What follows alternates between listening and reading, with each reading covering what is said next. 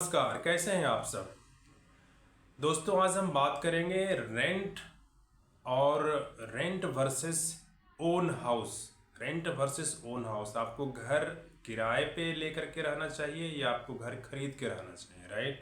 बहुत सारा इंटरनेट पे आप देखेंगे, बहुत सारा कंटेंट ऑलरेडी पड़ा हुआ है इसके ऊपर। तो मैंने भी सोचा कि ये कंटेंट पे जो मैंने रिसर्च जब मैं कर रहा था तो मुझे लगा कि इसमें कुछ और पॉइंट्स मुझे ऐड करना चाहिए। इसमें कुछ पॉइंट्स जो हैं अवेलेबल नहीं है, तो मैं उस पॉइंट्स को आज मैंने ऐड किया है। तो let us discuss one by one. और आप इस वीडियो को आप ध्यान से देखिए तो आपको एक क्लियर पिक्चर मिलेगा कि आपको घर अभी खरीदना चाहिए या कुछ समय और आपको इंतज़ार करना चाहिए, राइट। तो लेट्स स्टार्ट। तो सबसे पहला जो है कि आप घर खरीदने की जल्दबाजी नहीं करें, राइट। आप घर खरीदने की जल्दबाजी बिल्कुल नहीं करें। अगर आपका अभी एज, लेट से आपका एज 20 है या 23 है, आपको नया नया जॉब लगा है, तो आप बिल्कुल घर खरीदने की जल्दबाजी नहीं करें। इससे होगा कि अगर आपको बेटर अपॉर्चुनिटी कहीं दूसरी सिटी में मिलता है तो फिर आपको घर के बारे में भी सोचना होगा और आपको ये भी लगेगा कि अरे मैं वहाँ जाऊँ कि नहीं जाऊँ। तो एक तरह से आप अपने पैरों में जंजीर मत डालिए, right. So let's not rush to buy house, right. दूसरा पॉइंट है कि आप जो है ना, कोशिश करें, ट्राई करें कि आप कम से कम 40s में, मतलब 40 का उम्र में या 40 का उम्र क्रॉस करने के बाद आप एक नया घर खरीदें। क्योंकि 40 में जब इंसान इंटर करता है, 40s में जब इंसान इंटर करता है तो उसका करियर स्टेबल हो जाता है, उसके बच्चे भी स्कूल जाने लगते हैं, राइट। तो और करियर में एक मैच्योरिटी लेवल और वो हासिल करता है, तो उस वक्त वो अच्छा डिसीजन लेता है, राइट। तो that is the right time 40s। तो इस पॉइंट को कंसिडर कर सकते हैं, राइट। और है कि आप घर खरीदने के बारे में तब सोचें जब आपको वहाँ कम से कम 10 साल तक रहना है। अगर आप वहाँ 10 साल तक नहीं रहेंगे तो उस घर खरीदने में जो बहुत सारा ट्रांजैक्शन कॉस्ट होता है, राइट, जो आप जीएसटी पे करते हो, रजिस्ट्रेशन कॉस्ट होता है, तो आपको आपको अगर 10 साल से कम टाइम अगर वहाँ पे स्पेंड करते हो तो आपको ये सब सारे जो कॉस्ट होते हैं कभी भी आपका रिकवर नहीं होगा, राइट। और एक जो सबसे बहुत महत्वपूर्ण जो बात है कि आपको घर तब खरीदना चाहिए जब आप फिनेंशियली स्टेबल हो। फिनेंशियली स्टेबल हो तो आप बोलोगे सर मैं तो हूँ तभी तो मैं घर खरीद रहा हूँ, राइट। फिनेंशियल स्टेबिलिटी को कैसे टेस्ट और चेक किया जा सकता है। सबसे पहले जो फिनेंशियल स्टेबिलिटी को चेक किया जाता है, आप घर खरीदने जा रहे हो तो घर, एक्चुअली मैं एक बहुत पुराना इंटरव्यू में आपको एक कोट करता हूँ, आप किसका था मुझे पता नहीं, आप एक इंटरनेट पे सर्च कर सकते हो। और वो जो H D F C limited जब बिगिनिंग में स्टार्ट हुआ था तो वो होम लोन उसी को देता था जो डाउन पेमेंट 40% करता था। तो आप अस्पायर करो, आपका गोल ये होना चाहिए कि 40% डाउन पेमेंट आपको इकट्ठा करना चाहिए। नहीं तो आजकल तो जितना भी लोग बात करेंगे सब 20% पे बात करेंगे, तो 20% तो खैर वो उस पर तो आपको लोन मिल ही जाएगा। तो आप अगर 40% अगर टारगेट करते हो कि उतना अगर हम इकट्ठा करें, उसके बाद आपको लोन लेना चाहिए, होम लोन लेना चाहिए, राइट। तो एक 40% का आप गोल एक सेट करके चलो। 20 से 40% का गोल आपको रखना चाहिए कि 40% हमको डाउन पेमेंट करना है। तो आपका घर जो है वो मतलब एक आपको तब आपको घर खरीदना चाहिए जब आप 40% डाउन पेमेंट कर सकते हो, राइट। मैं दोनों बात बता रहा हूँ कि 20% भी है, 40% स्टैंडर्ड था बहुत पहले से, लेकिन वो बहुत लोग अब मीट नहीं कर पाते हैं। लेकिन आप एक आइडियल कंडीशन यही होगा कि 40% डाउन पेमेंट आपको करना चाहिए घर खरीदने के लिए, राइट। दूसरा जो फिनेंशियल स्टेबिलिटी को आप चेक कर सकते हो वो है कि आप जब घर खरीदने जा रहे हो, घर खरीद रहे हो, ईएमआई जा रहा है, राइट। तो उस वक्त आपके पास 12 महीने का इमरजेंसी फंड होना चाहिए। इमरजेंसी फंड किस लिए? बच्चा स्कूल जा रहा है, कुछ अचानक फैमिली में हो गया, अचानक इनकम खत्म हो गया, जॉब नहीं है, तो आपका घर कम से कम 1 साल तक चलना चाहिए, राइट। स्टैंडर्ड तो ऐसे है प्राइवेट सेक्टर में जो जॉब करता है 6 महीने का, लेकिन आप घर खरीद रहे हो, घर का ईएमआई मोटा होगा, तो एक you are taking a big decision in life, right. तो ऐसे लोगों के लिए इमरजेंसी फंड जो है और तो उसको 1 साल का मैं बताता हूँ, रिकमेंड करता हूँ 1 साल का इमरजेंसी फंड आपको रखना चाहिए। आपका सैलरी लेट से कि अगर आपका सैलरी छोड़ दीजिए, एक्सपेंसेस जितना है, एक्सपेंसेस आपका जितना है उसको आप 12 से गुना कर दीजिए और उतना जो है आपके पास इमरजेंसी फंड में वो एफडी में होना, जो लॉक कर दो, उसको टच मत करो, राइट। तीसरा जो है फिनेंशियल स्टेबिलिटी आपको चेक करना है कि आपके पास इंश्योरेंस है कि नहीं। You should have adequate insurance. Health insurance ले लो आप मेडिकल इंश्योरेंस ले लो, आप टर्म इंश्योरेंस ले लो। So you should have this, उसके बाद ही आप घर खरीदने के बारे में सोच सकते हो, राइट। तो ये सब आपको कुछ करना है।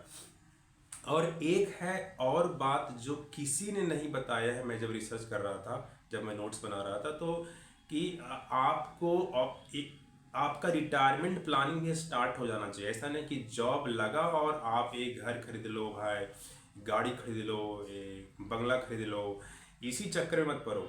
ये जो फिनेंशियल स्टेबिलिटी जो चेक करना है, उसमें आपको देखना है कि रिटायरमेंट प्लानिंग भी आपका जॉब स्टार्ट होते ही होना चाहिए, राइट। रिटायरमेंट प्लानिंग क्या होता है, ऐसा है कि आप 30% जो है आप पैसा सेव करो ही करो। हर महीने आपको जितना सैलरी आता है उसमें 30% सेव करो। तो 30% सेव नहीं होता है तो आप तो आपको घर खरीदना ही नहीं चाहिए।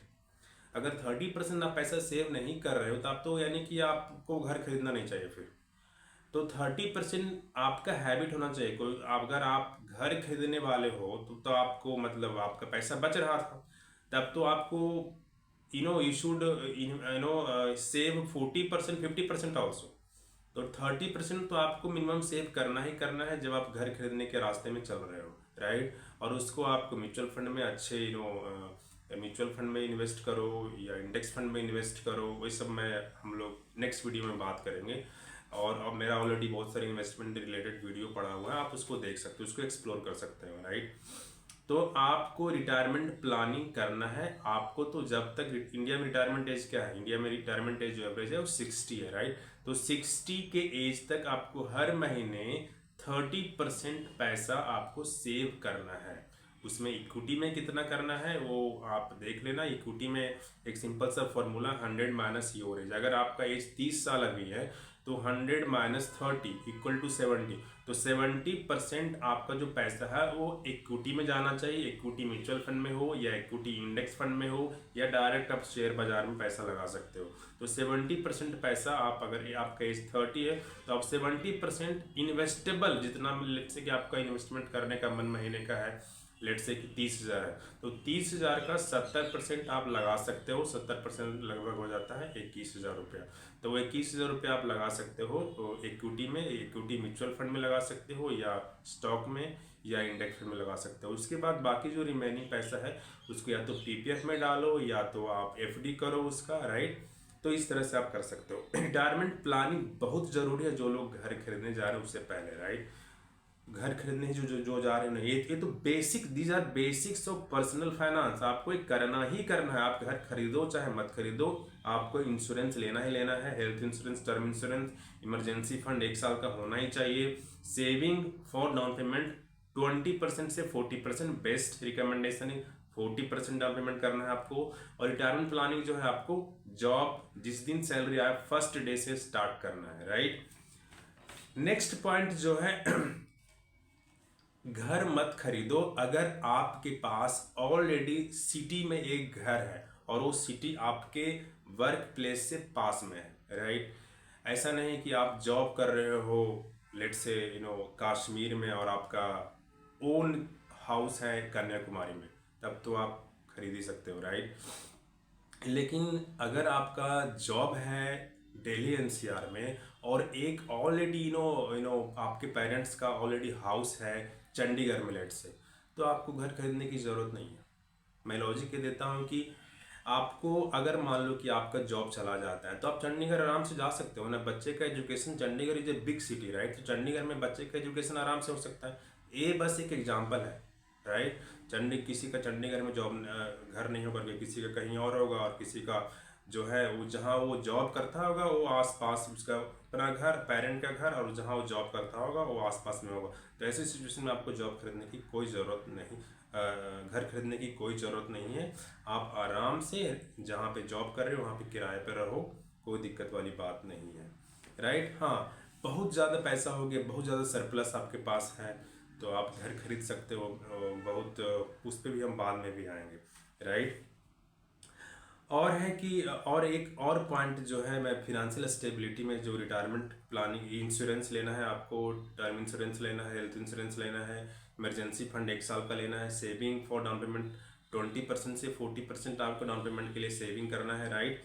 और एक रिटायरमेंट प्लानिंग करना है, राइट। एक चीज़ और इसमें मिस कर दिया मैं, चिल्ड्रेंस का हायर एजुकेशन के लिए भी आपको इन्वेस्टमेंट स्टार्ट करना है, और चिल्ड्रंस के मैरिज के लिए, राइट। अगर आपका बच्चा, लेट से आपका आपकी डॉटर है, इंडिया में तो डॉटर के मैरिज में ज़्यादा लोग खर्च करते हैं, राइट। बंगाल साइड में तो लोग बच्चों की मैरिज पे भी, लड़कों की मैरिज पे भी खर्च करते हैं। जैसे जो बिहार वगैरह में तो जो दहेज प्रथा है वो अलग सब्जेक्ट है, राइट। तो लेकिन आपको अगर वो एक अलग सब्जेक्ट है, तो let's not talk about dowry. तो let's talk focus on this की आपको बच्चे के शादी का भी प्लानिंग आपको करना है एज ए पेरेंट, राइट। तो और आपको बच्चों के हायर एजुकेशन का भी प्लानिंग करना है एज ए पेरेंट। तो ये जो 4-5 चीज़ें हैं, जो insurance, health insurance, term insurance, emergency fund 1 साल का, सेविंग फॉर डाउन पेमेंट 20 से 40% का, और बच्चों का हायर एजुकेशन के लिए आपको सेव करना है, और बच्चों के शादी के लिए भी आपको सेव करना है, राइट। तो ये सब बेसिक्स ऑफ पर्सनल फाइनेंस से आपको नहीं भूलना है, राइट। और है आपको जो अगला पॉइंट है कि घर आपको क्यों नहीं खरीदना है, राइट। आपको क्यों अवॉइड करना चाहिए घर खरीदने से के लिए। Some financial angle which will also stop you from buying a house. Financial angle, right. अब तक जो मैं बताया आपको जनरल एंगल है। तो फिनेंशियल एंगल में क्या है, फिनेंशियल एंगल में है कि आपको, कुछ लोग घर इसलिए खरीदते हैं कि अरे घर एक इन्वेस्टमेंट है, रेंट पे रहेंगे ना तो रेंट ज़्यादा पे करना होगा। We are not creating asset out of rent. हम लोग रेंट दे करके हम लोग तो मकान मालिक को दे रहे हैं, राइट। हम लोग अपना असेट थोड़े बिल्ड कर रहे हैं। तो मैं आपको बता दूं कि इंडिया में जो रेंटल यील्ड है, और इंडिया में जो आप अगर घर खरीद रहे हो, लेट से अगर 1 करोड़ का आप घर खरीद रहे हो, तो उसका ईएमआई कितना जाएगा आपका महीने में, लगभग 80 से 85 हज़ार रुपये पर मंथ का। लेकिन आप वही घर अगर इंडिया में जो रेंटल यील्ड है वो 2% का है, 2 से 3% का चल रहा है। अगर मान लो 2% का रेंटल, ये जो रेंटल यील्ड का जो फिगर है, ये मैंने लिया है 99acre.com की वेबसाइट से। जो इंडिया में करंट रेंटल यील्ड जो चल रहा है वो 2 से 3% का है। तो अगर आप 1 करोड़ का घर खरीदते हो तो आपको ईएमआई, अगर होम लोन अगर 8% कंसिडर करते हो, तो आपको ईएमआई देना होगा 80 से 85 हज़ार रुपये का। और वही घर अगर किराए पे लेके रहोगे तो रेंटल यील्ड 2% के हिसाब से आपको किराए पे वो घर मिलेगा 15,000 रुपये पर मंथ के हिसाब से, राइट। तो आप अच्छा लग्जरी हाउस रेंट पे लेकर के रह सकते हो। लेकिन जब उसी लग्जरी हाउस को खरीदोगे तो आपका जो है ईएमआई बहुत ज़्यादा होगा, राइट। तब बोलोगे कि अरे हम घर को तो ओन कर लेंगे फ्यूचर में जा कर के। लेकिन आप वही पैसा को अगर इन्वेस्ट करोगे तो आप 40s में जा कर के उस घर को खरीद सकते हो बिना किसी लोन के भी। तो एक तो ये एंगल है, मैं आपको ये नहीं बोल रहा हूँ कि आपको यही करना चाहिए। तो एक एंगल है उसके लिए जो ये सोच रहा है कि घर खरीदना फायदे का सौदा है, राइट, वो ऐसा नहीं है। फिनेंशियली एंगल से हिसाब से देखोगे तो आपको घाटा हो सकता है। और यूएस में, मैं आपको अगर दूसरे कंट्री का एग्जांपल दूं कि यूएस में जो, इंडिया में जो रेंटल यील्ड 2% है, यूएस में रेंटल यील्ड इसके अपोजिट में है। और इंडिया में जो होम लोन 8% है, वहाँ उसका रेंटल यील्ड है, और यहाँ जो रेंटल यील्ड है वहाँ होम लोन का परसेंटेज है। तो आपको यूएस, अगर यूएस में कोई आपका दोस्त रहता है या कोई रिश्तेदार रहता है, तो देखोगे आप वो घर खरीद लिया, राइट। तो उसको उसके देखिए आपको करने की इंडिया में जरूरत नहीं। इंडिया का जो इकोनॉमी है वो अलग, इसका स्ट्रक्चर अलग है, और यूएस का जो इकोनॉमी उसका कंडीशन अलग है, राइट। तो यूएस में घर खरीदना ज़्यादा आसान है क्योंकि आपको लोन जो है बहुत चीप रेट में मिलता है। इंडिया में ऐसा नहीं है। यूएस में आपको किराए पे घर महंगा मिलेगा, इंडिया में ऐसा नहीं है। या इंडिया में आपको किराए पे घर सस्ता मिलेगा, आप लोन लेके खरीदोगे तो आपको ईएमआई ज़्यादा देना होगा, राइट। हाँ, आपको अगर सचमुच में इन्वेस्टमेंट के हिसाब से अगर आपको ये देखना है कि आपको रियल एस्टेट प्रॉपर्टी में इन्वेस्टमेंट करना है, तो आपको एक सजेशन ये रहेगा कि आप कॉमर्शियल बिल्डिंग्स में इन्वेस्टमेंट करो, कॉमर्शियल प्रॉपर्टी खरीदो, कॉमर्शियल लैंड खरीदो, शॉप्स खरीदो।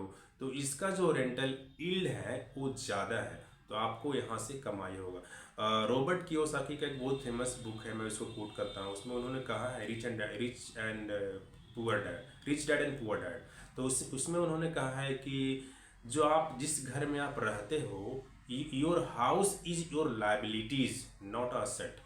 आप जिस घर में रहते हो ये आपका लाइबिलिटी है। क्यों लाइबिलिटी है? क्योंकि यहाँ आप खरीदे हुए हो रिसेंटली, तो आप ईएमआई दे रहे हो। अगर पुराना भी आपका लोन चुक भी गया तब भी आपको मेंटेनेंस भरना ही भरना है, राइट। तो ये आपका असेट नहीं है, ये लाइबिलिटी है, राइट। हाँ, तो ये जो जितना मैंने अभी पॉइंट्स डिस्कस किया है, तो ये सारे पॉइंट्स को आपको कंसीडर करना है। आपके पास अगर कोई क्वेश्चन है तो आप उसे कमेंट में आप उसे उसे डाल सकते हैं। हम देखेंगे कि अगर कोई पॉइंट मिस हो गया है तो उसको हम आपके जवाब के थ्रू उसको हम कवर करेंगे, right. So that's all for today. Right, आप लोग मेरे चैनल को लाइक करें। इस वीडियो को अगर अच्छा लगा वीडियो तो इसको आप लाइक करें, शेयर करें। जो लोग भी हाल फिलहाल में घर खरीदने का प्लानिंग कर रहे हैं उनसे ये वीडियो ज़रूर शेयर करें। और आप इस वीडियो को लाइक करें ताकि जो यूट्यूब है इस वीडियो को दूसरे लोगों तक पहुंचाए, और हमारे चैनल को सब्सक्राइब ज़रूर करें, राइट। सो थैंक यू, फिर मिलेंगे अगले वीडियो में। Bye bye.